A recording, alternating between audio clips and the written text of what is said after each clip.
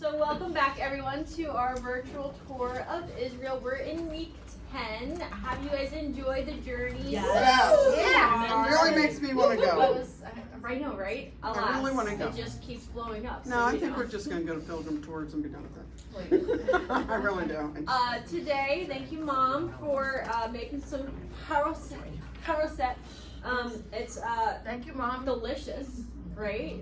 So this is one of the things that we eat during the Passover Seder.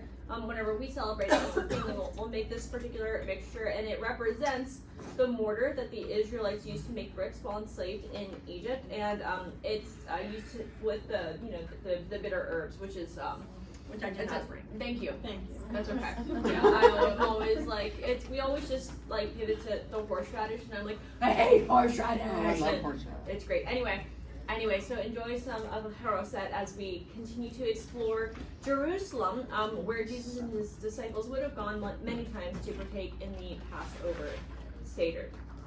So we're continuing to look around this city, and we're going to be focusing on basically the Temple Mount and things that are on the Temple Mount. And so last week we sort of did more of a overview and all over and around, and now we're sort of settling in on, again, that particular area. You can see here on the map that this is actually a walking map. So this isn't a get in your car and drive. This is a whenever you get up there, you can actually just sort of walk into these different areas. You can see on the map the Dome of the Rock, the Al-Aqsa Mosque, and all of that's just up there on the Temple Mount. And so, Katie, do you want to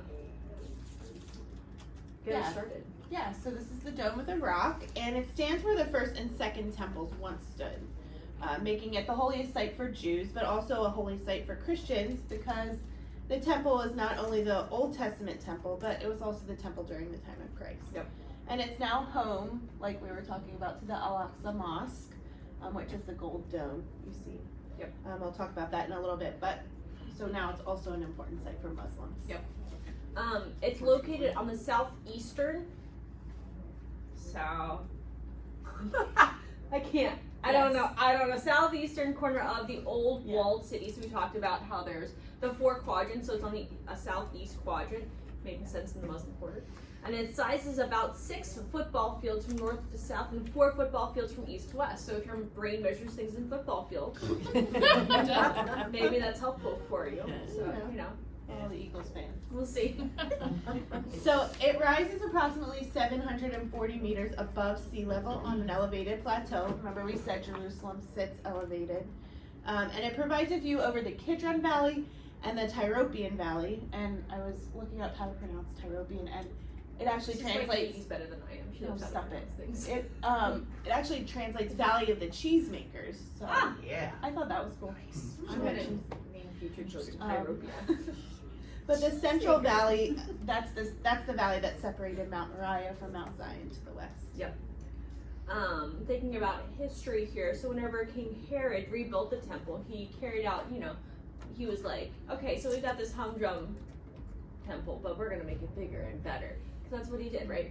And he enlarged the Temple Mount to 35 acres, doubled its extent by lengthening the eastern wall at each end, and built a new wall on the other 3 sides. So, go Herod. Then the Roman Emperor Hadrian built a temple to Jupiter on the Temple Mount in 135 AD. His goal was to sort of get rid of the Jewish heritage and the Jewish identity, and he wanted to convert the entire city into a pagan colony. Did that work out? Not so.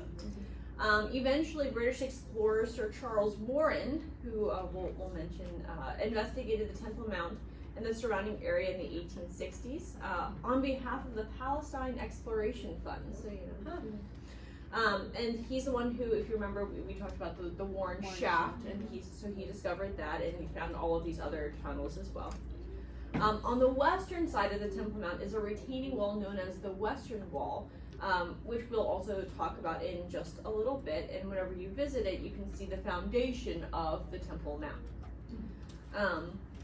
The Antonia Fortress, anybody ever heard of the Antonia Fortress? Stood at the northwestern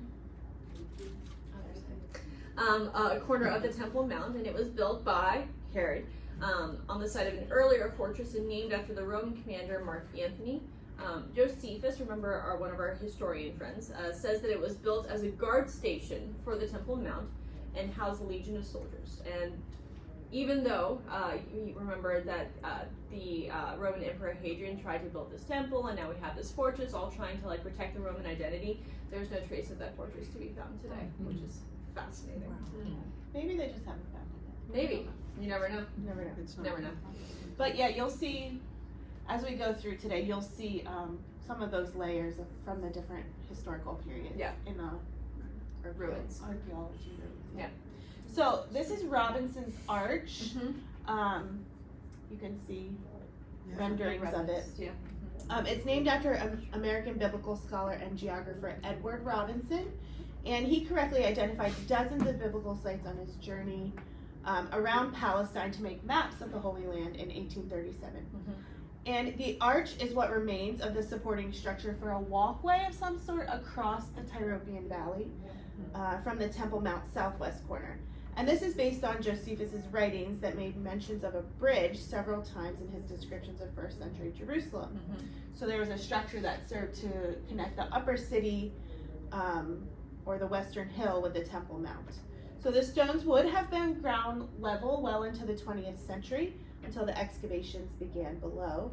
And they eventually exposed a Herodian, something called Herodian Street, which they've named, which would have been down here. Mm-hmm.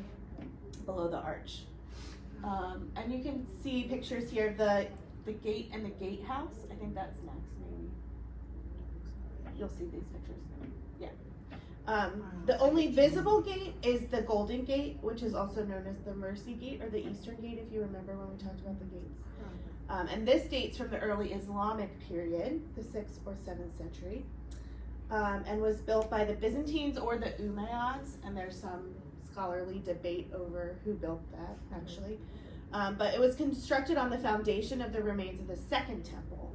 And this gate was closed by the Muslims in 810 AD, then reopened again by the Crusaders in 1102, and then closed up again by Saladin, Sultan of Egypt and Syria, in 1187 after defeating the Crusaders.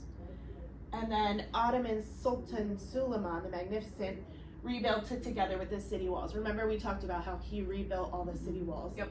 So he rebuilt this gate, but he walled it up in 1541 and it has stayed that way ever since. Yep. So the Ottoman Turks transformed the walled up gate into a watchtower, which you can see here, overlooking the Kidron Valley. Yep. And here's a slide kind of showing those layers that we've talked about of different It's really incredible. additions and rebuildings. So if they rebuild the temple, they don't have to build all of it, just some of it, right? So currently the Al-Aqsa Mosque and the Dome of the Rock are standing on top of the Temple Mount, so there's the foundation of the site there, but there isn't any of the actual temple because the other buildings are there. Oh. So, yeah. Oh.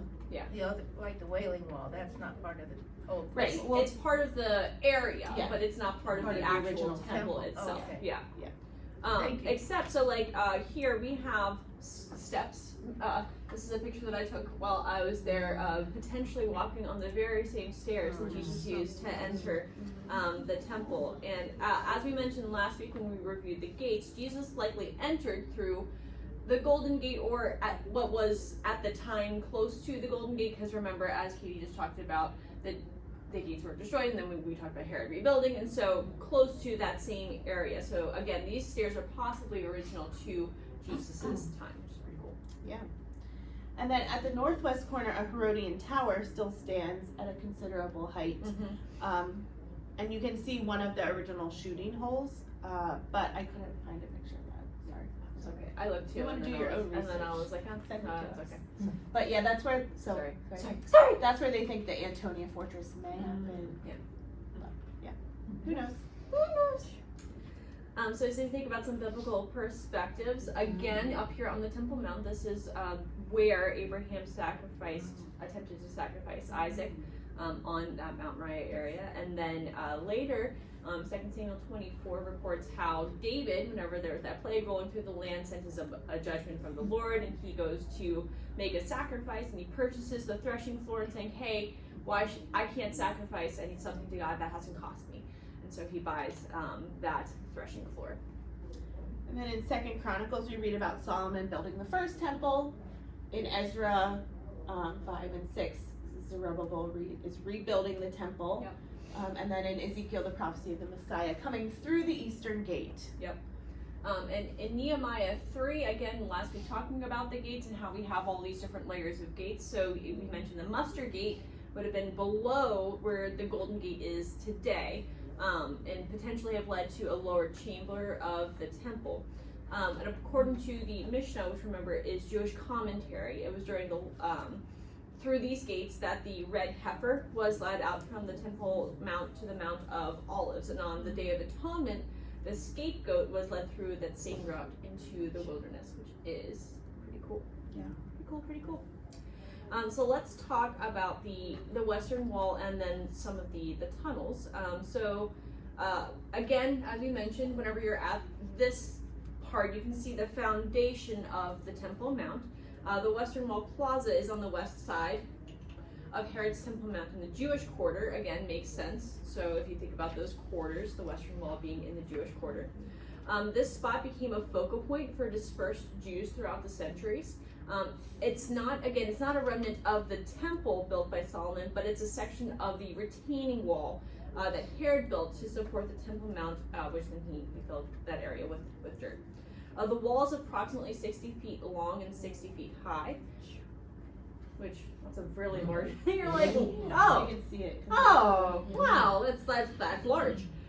Many of the Herodian block ashlars measured 30 feet long, 3 feet wide, and 5 feet deep. So the stones themselves are pretty ginormous. Here I'm pictured. Wow. Look at me, yes, and look at It's those. just one stone. Look at that stone. So Wow. it was pretty sizable and pretty fun. So the Western Wall is primarily constructed of two different distinct types of limestone, which showcased different historical periods. The smaller gray toned, you can see those up top, limestone were added during the later periods, and then the yellow hued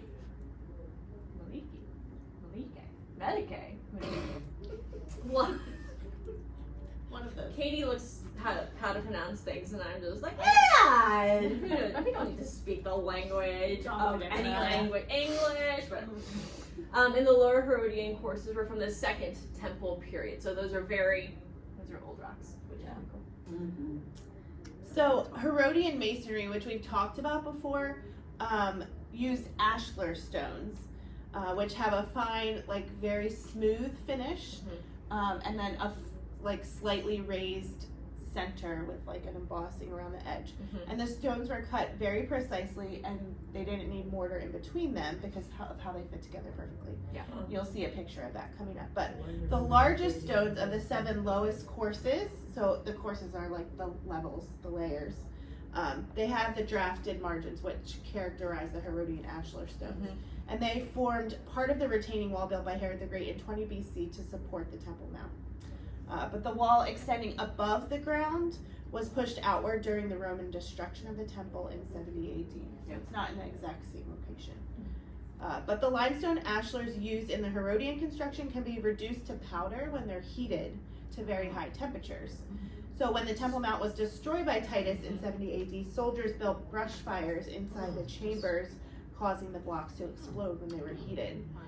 So there's only 2 surviving stones from the inside of the temple after its destruction, and here is one of them. Wow. Yeah. How that survived. It's pretty cool. The temple block that survived the destruction of the temple set at the gate. Lady, and the inscription reads, "No alien may enter within the barrier and wall around the temple. Whoever is caught violating this is alone responsible for the death, the penalty which follows." We actually talked about this stone whenever we were going through the last season of The Chosen and thinking about, what were the regulations for the temple, and did the Jewish religious leaders have any authority to put people to death? And this is one of the pieces of evidence that people pointed to say, oh, well, maybe they thought that they were just operating legally in their authority, and but the cases are completely different, and there was no legal whenever they went to stone Jesus in the temple. That no. not at all. Now, as we think about the Western Wall as a whole, trying to get into this area, Jews were prohibited entry to the wall from 1948, weirdly, whenever they were granted the statehood, all the way to 1967, when the Jordanians were sort of helping out with controlling the area.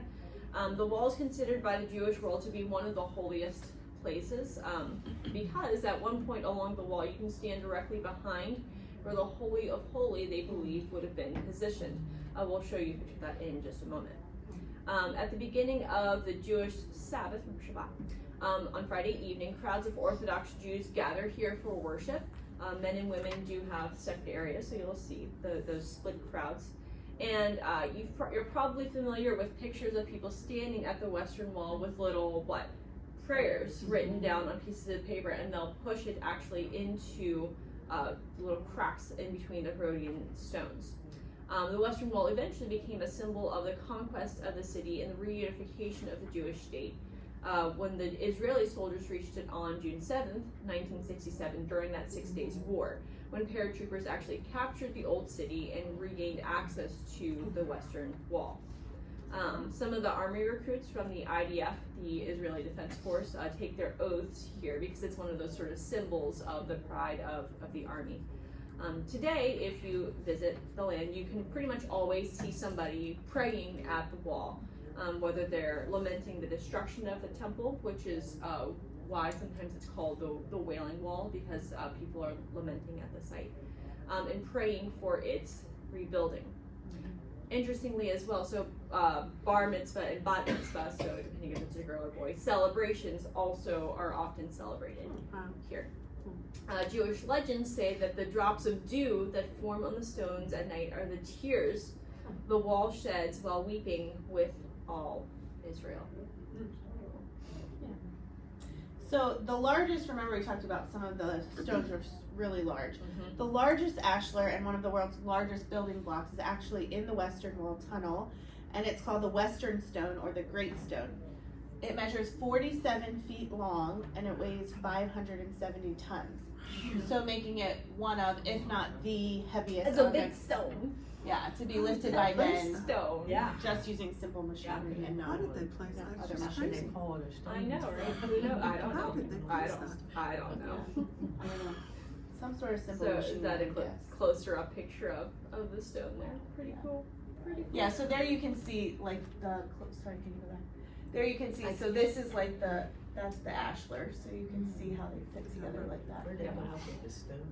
Right. Pretty cool. Yeah, where did they get the stone? I don't know. Aliens. And how did they cut it like that? I don't know. Aliens. But the arch area at the left end of the Western Wall here, The left end.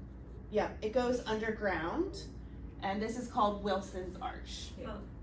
So the arch is a section of a bridge connecting the temple site with the upper city in the Second Temple period. So below, it would have gone down further, just like Robinson's Arch before. Yeah. Now, like now it's built up. And you can picture the arch being bigger.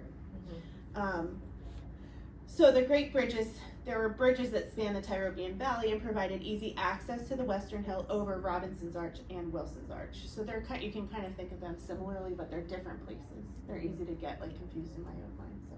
Yeah. But it's named for the celebrated 19th century British Army officer and topographer Wilson. So today, men gather under the arch to pray. See pictures of the excavation. She answered it. Oh, never mind. They were named Robinson and Wilson because of After the the British. people who. Because I'm like, those are not. Very Jewish. Jewish No, names. well, where did Yeah. those names come from? Yeah. Well, in the ancient Hebrew tongue. So these are some pictures from the Western Wall tunnels. So from Wilson's Arch, a tunnel has been dug along the face of the Western Wall from the Temple Mount. It's here that you can see that Western stone that we talked about before. So in that left picture there, and I thought this was funny. It's an ancient guardrail. So this large stone served as a guardrail to protect passerbys from falling into the open cistern. Haha. The system remained open in order to collect rainwater from the street. And then that it's not that just they were like, oh, haha, let's put a guardrail here. You had to know that enough people felt it, that they were like, we need we need a guardrail. we need a guardrail here. It's the tunnel makes it possible to see the foundation of the Temple Mount wall all the way to the bedrock. Most of the 1,600 foot length of the underground western wall has been exposed. The tunnel was first opened to visitors all the way back in, not all the way back, this isn't that far back, in 1990. I'm like, all the way back in 1990! Back in the 1900s. Yeah, that's right. I was born in the 1900s. Look, Davey trained some guy the other week that kept referring to anything in the late 1900s as the 1900s. He was like, Yeah.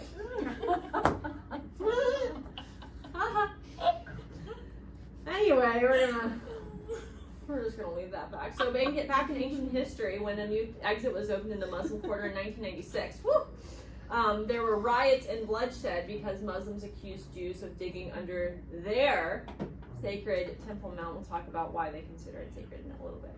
However, the tunnel is in fact completely outside the retaining wall of the Temple Mount. And so you can see up here some of the inscriptions. So opposite the foundation stone and the site of the Holy of Holies. So these are pictures from whenever I got to go into the Western Wall tunnels, which again was pretty cool. It was one of those moments where you see a lot of people being a little bit crazy because they're like, oh, we're next to the Holy of Holies, and being a little bit like there's reverence, and then there's like the idolatrous worship, which was interesting to sort of observe there. Yeah, so among the discoveries of the Second Temple period were the entrance gates that we talked about, the bridge, Herodian Street that had 2 columns that were underneath Robinson's Arch, public rooms and chambers, a pool, cisterns, a water tunnel, paving stones, and slabs of stone. And this area is actually still being quarried. Yep. But here you can see again those levels, and you can definitely tell the difference in the type of stones they used. Yeah. You can see that really well. I thought that was a good. Yeah, so the lower 7 courses are Herodian, and below ground level, another 19 courses of Herodian stones go down 68 feet. I know, right? Yeah. So some of the stones are resting on the lower bedrock. They actually date back to the period of King Solomon. They don't know, but pretty cool. So above the Herodian courses are Roman blocks from Hadrian's time, which dates back to the 2nd century. So these rocks are all old rocks. And as we think about sort of the application for the site, obviously this is this is not directly on the Temple Mount itself. It's sort of like the surrounding area. But as you think about prayer and how important prayer is to the Jewish people, that they have like the site where they're pushing prayers into the wall, I was reflecting on both the importance of prayer and how it can be symbolically important for us. Like, have you ever like written a prayer request down and like put it somewhere, or have you ever like written a burden on a piece of paper and like thrown it into the fire or whatever, you get a youth group event or whatever. But also, as we see the Western Wall in the news so often, and we'll have all of our Western dignitaries go and visit, and what do they always put on? They always put on like one of those yarmulkes or whatever. And there's a fine line, I think, between showing respect for a place that you're visiting, because some places will ask you, please, cover your hair or whatever, and putting on a show. And that's something that I think that we can be aware of, even if we're not going to Israel and standing at, a Jewish site, is whenever we show up for worship, how are we presenting ourselves? Are we trying to put on a show, or are we trying to show respect for the Lord as we approach Him in prayer? Let's move on to the Dome of the Rock. Katie, launch us off. Yeah, so the Dome of the Rock is located on the Temple Mount, and it's the present-day Al-Aqsa compound. The building is octagonal shaped, and it's golden domed. That's the Dome of the Rock. And it's decorated with brilliantly colored tiles, so you can see the turquoise and yellows and whites and It was greens. pretty, yeah. It's 180 feet in diameter, with each side of the octagon measuring 63 feet. And the dome itself rises 108 feet off the ground and is 78 feet in diameter. So it's big. It's big. It's big. It looks pretty big. The interior has stained glass and marble stonework Now guys, I will admit, I put this later in the notes, I'm gonna say it now. I had like a false memory of going inside this building. They do let you go in there? No. No. Oh no, I am a Christian and our Yeah, group just was gonna say, I full, can't believe it. lots of Christians. And you're like sort of and- Bible college. Right, yeah, you know, and they were like, no, you have to be a Muslim in order That's to what I thought. enter this site. So we got to go to the outside, but no, the inside's really pretty. But I totally like have like this. No, I don't know. You wanted to go in so Interestingly, badly. so this, even though it's such a like fully protected site, it's not a mosque.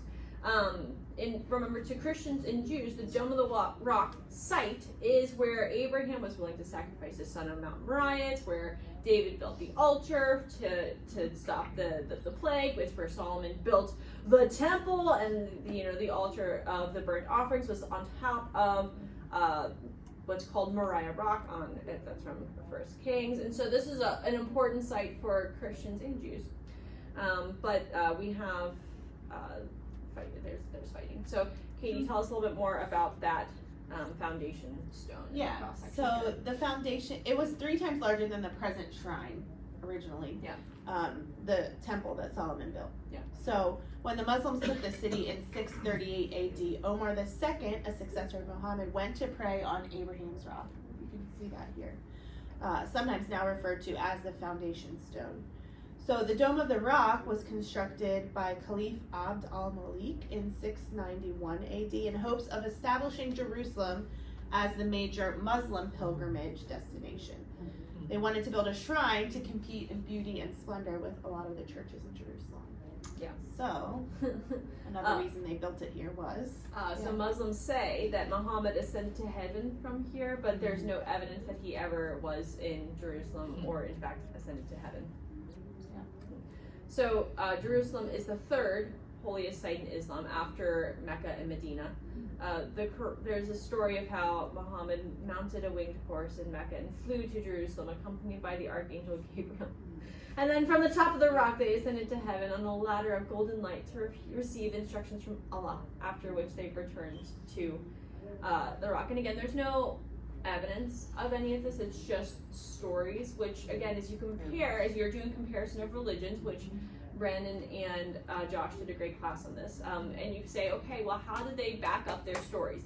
Their stories are just stories, and the Bible has tons and tons and tons and tons and tons and tons of historical backing, of geographical and archaeological background, so just not. there's no evidence. Please. to back it up. So what, it's just a shrine, they do not worship there at all? No. That is so bizarre to me. I did not know It's a that it was shrine. called the Dome of the Rock, because there's actually a rock in there. Yeah. I thought, I I really thought they worshipped I just thought there. it was at the top of a big rock. There. Dome rock Like, inside. yeah. Now you know. Yeah. So they just like Shrine visit for a it and pray and then leave or something? That's all they do? in You this know, thing? I would love to be able to testify personally to what they did on the inside, but I wasn't allowed inside. That's pretty much it. They keep everybody else out. So, You can't have this. and Right. and Because again, they don't the want other Christians thing, and right? Israelis going in and Right. worshiping on that rock.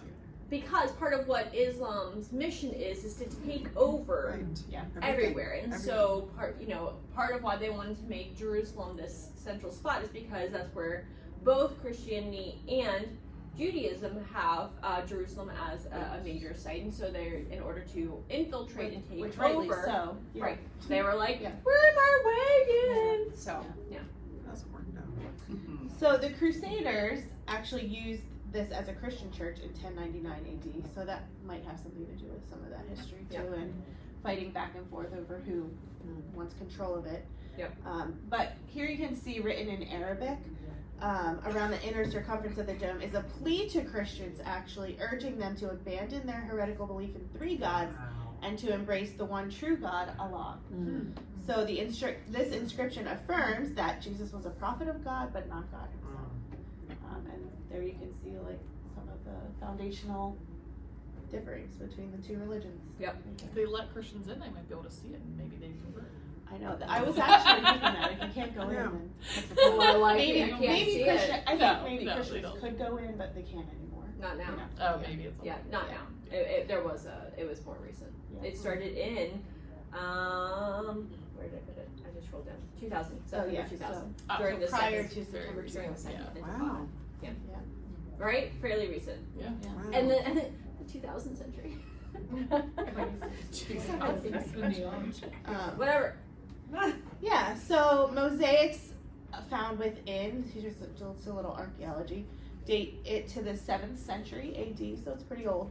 Columns taken from different Byzantine churches, some with Christian crosses on them actually, were reused in the construction of the shrine. And I looked for pictures of these columns, but I couldn't find any. Now, although this site isn't itself a biblical site because it's a Muslim building, again, it stands over the place where the temple would have stood. Again, all of those historical things with Genesis all the way through, and so it'll be interesting for history to play itself out again. They are at the outside, of the building. I did not get to go inside. Well. Let's talk about the Al-Aqsa Mosque. Again, Katie, will you start us off here? So here's the mosque. It was built on the southwest corner of the Temple Mount over the area where Solomon built his palace. Its silver dome was replaced by a black dome in 1986. Not sure why. But it measures 180 feet by 269 feet and can hold up to 5,000 worshippers of Allah inside. Yep. So its name, the Al-Aqsa Mosque, it means the furthest, the farthest mosque. So it refers to the farthest point the Prophet Muhammad ever reached from Medina and his flight on his winged horse. Lisa's rolling her eyes. Again, even though Jerusalem is never mentioned in the Quran. Originally, it was a Christian basilica built in 531 AD in the shape of a cross, just like cathedrals are built, to honor Mary, and it was called the Byzantine Church of St. Mary of Justinian. The church was burned by the Persians in 614 AD, and the first mosque was built between 709 and 715. Mixing of empires. By Caliph al-Walid, and was used primarily for praying in groups. Yep. Now that mosque was destroyed in an earthquake, as sometimes they are, in 746 AD, and then they rebuilt it, and then it was destroyed again in 1034 AD, and then several hundred years later, in 1951, Jordan's king, Abdullah I, was murdered there. While he was attending Friday prayers. They're like, we see your moment! He was shot at close range by a Palestinian tailor linked to militant groups due to his moderate stance on Israel and the annexation of the West Bank. And this is a pattern that we see in the Middle East, is that so we have people who are like, oh, we can work with Israel, and then those people are branded as either right-wing or extremist, and it's really just moderate, and then the people who are the terrorists are the one who are causing all of the distress. And so that's something to be on the lookout for, is just in general, is how people use vocabulary. They'll say, oh, you're an extremist, where really it's actually not an extreme position. Now in 1969, an Australian, blessings to them, set the mosque aflame, provoking calls for jihad against Israel because of an Australian man. Wow. Yeah. Which makes perfect sense. So there you go. Here you can see some of the pictures of the interior of the mosque. You have to remove your shoes before you enter, and it's completely carpeted by Persian rugs. There's 6 rows of columns that stand in the open interior of the mosque.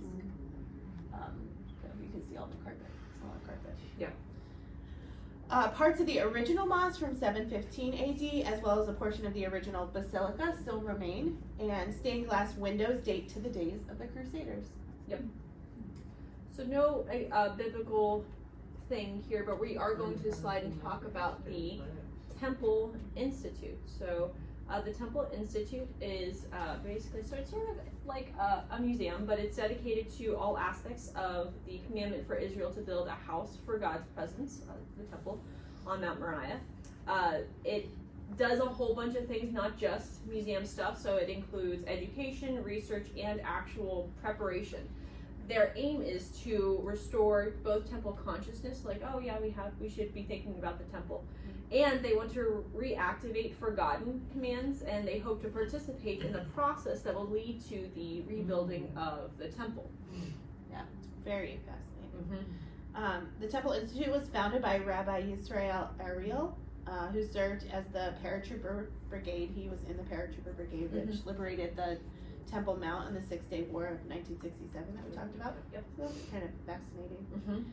Rabbi Ariel was the Rosh Yeshiva and spiritual leader of the city of Yamit in the Sinai Peninsula, which was dismantled as part of the peace accords with Egypt. Yeah. Then he came to Jerusalem.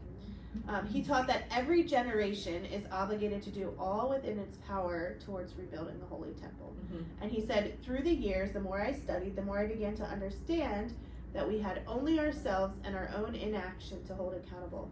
God does not intend for us to wait for a day of miracles. We are expected to act. We must accomplish that with which we have been charged to do all in our power to prepare for the rebuilding of the Holy Temple and the renewal of the divine service.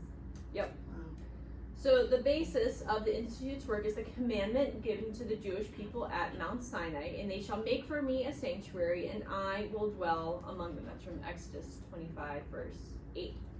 So I'll advance the slides so you can see some more of what they're working on here. So the Institute's efforts toward preparing the temple today can be compared to the preparations that were done in the days of the tabernacle, and again later by King David as he's preparing for Solomon to build the temple.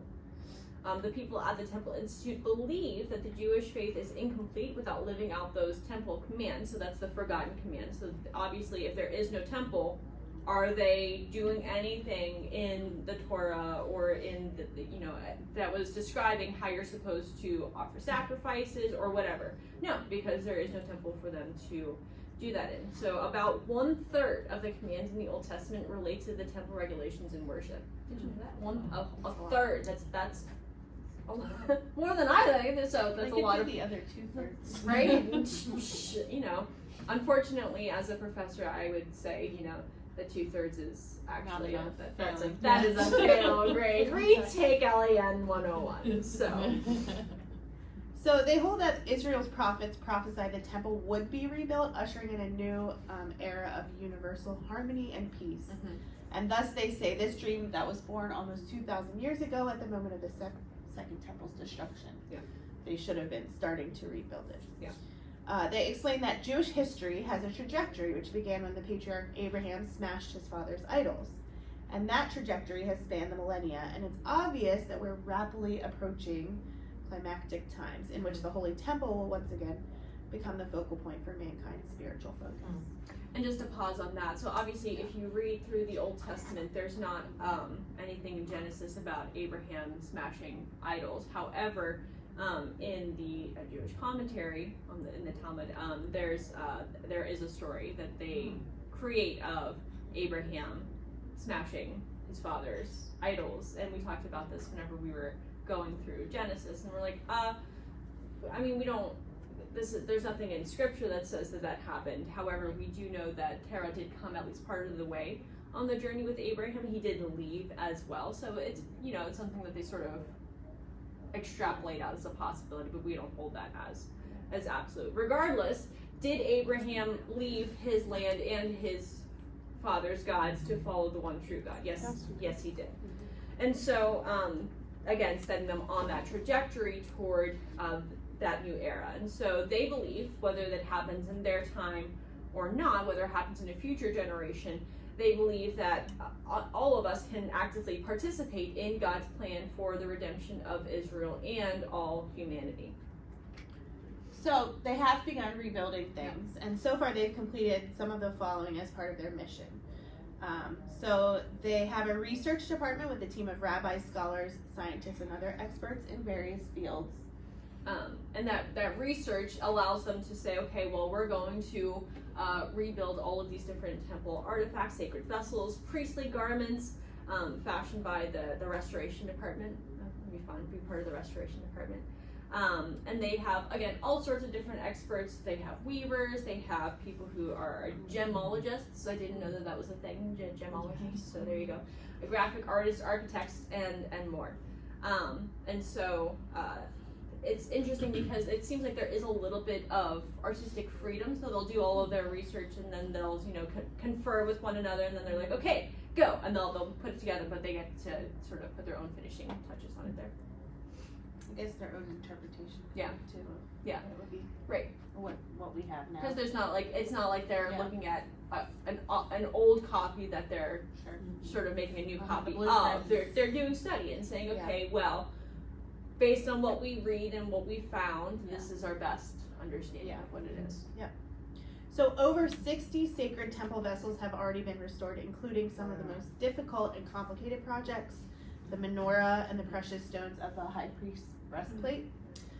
The stones of the breastplate were recently created, and they were investigated with the help of, like Mariah said, the gemologists, some geologists and other experts. The wide range of material necessitated the examination of over 30 different viewpoints to correctly identify which stones they use. But their current project is actually creating an architectural plan to rebuild the temple itself.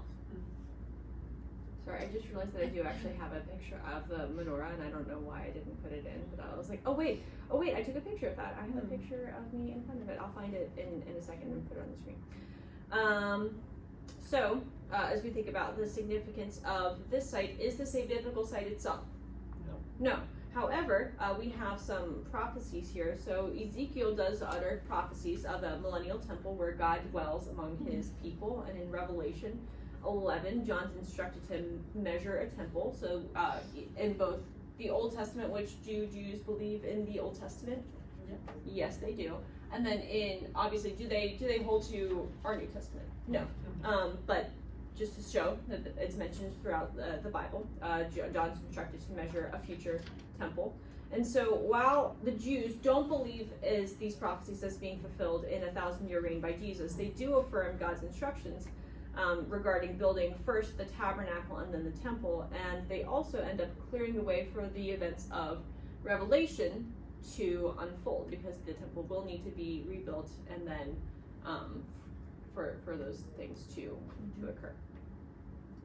Katie, you want to talk about some closing applications Yeah, here? we're gonna finish a little early today. Time to see Mariah's picture of the menorah. Right. But as I was thinking about the Temple Mount and all the blocks and just the rubble that we've seen and the remains we've seen, but particularly here in Jerusalem, it just struck me the symbolism of that, the remnants of the temple and the remnant of Jewish believers that God leaves always, no matter how many people try to destroy them or oust them or take over the holy sites from Jews and now Christians. God is always faithful and keeps his promises and will leave that remnant.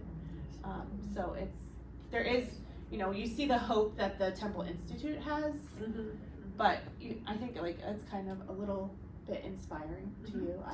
To me, I don't know about you, but I agree. I don't know if we'll ever see it rebuilt in our day, but it's kind of cool to think about. It is. But just the hope that there will be Jews who come to know the Lord in the end times. And we can definitely see that time approaching, just as they see the time approaching. They have to get rid of the Muslims first. Who knows God's plan? Before they Ultimately, he will. They Yeah. do have to That's get rid of the their- Muslims. Yeah, there's a That's giant their menorah.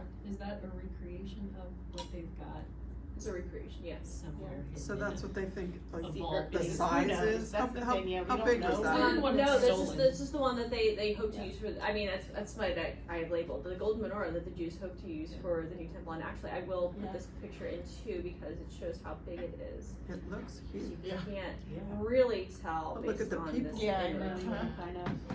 Why? Yeah. Wow. That is- Right? Yeah. Right. So I Tall as a apologize I person. didn't put it in ahead of time, but there we go. Yeah. So thanks for closing us out with the applications, Katie. I Really hope that we cool. continue to think about these things as we roll into our service. Let's pray and we'll roll. Lord, thank you so much for our time together. We thank you that your promises are true and faithful, and that what you have set out in your word will in fact come to pass. There's no promise that you will left unfulfilled. Lord, we thank you for the opportunity that we've continued to have to think about not just the land of Israel, but Lord, to think about how that knowledge can transform our understanding of the Bible and even our understanding of history. Lord, as we continue to study and learn, may we grow closer to you. Lord, we love you. It's in your name. Amen. Amen. Thanks, ladies. Go on. Thank you, Thank you guys. very much.